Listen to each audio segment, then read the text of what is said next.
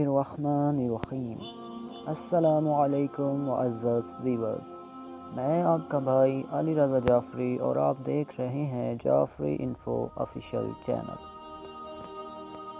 मुअज़्ज़ज़ viewers, आज के topic में आप जानेंगे ऐसी 3 चीज़ें जो अल्लाह के सामने शिकवा शिकायत करेंगी। हज़रत इमाम अबू हनीफ़ा, इमाम मालिक, सुफ़ियान सौरी, मोहम्मद शेबानी, हशाम बिन हकम, जाबिर बिन हयान और दीगर आइमा के भी उस्ताद बुजुर्गवार, फ़र्ज़ंद रसूल, इमाम जिन्न व इंस, इमाम जाफ़र सादिक़ अलैहिस्सलाम फरमाते हैं, 3 चीज़ें अल्लाह के सामने शिकवा शिकायत करेंगी।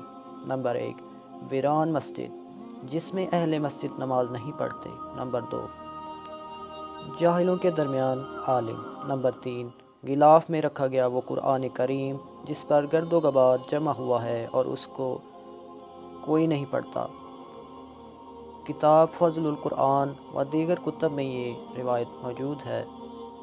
अल्लाह से दुआ है कि वो हमें मस्जिद में नमाज़ पढ़ने की तौफ़ीक दे और आलिम के साथ उठने बैठने, इल्म दरियाफ़्त करने, हासिल करने और मसाइल सीखने और उस पर अमल करने की तौफ़ीक दे और कुरान को पढ़ने, सुनने, समझने, उस पर अमल करने की तौफ़ीक दे। अस्सलामु अलैकुम।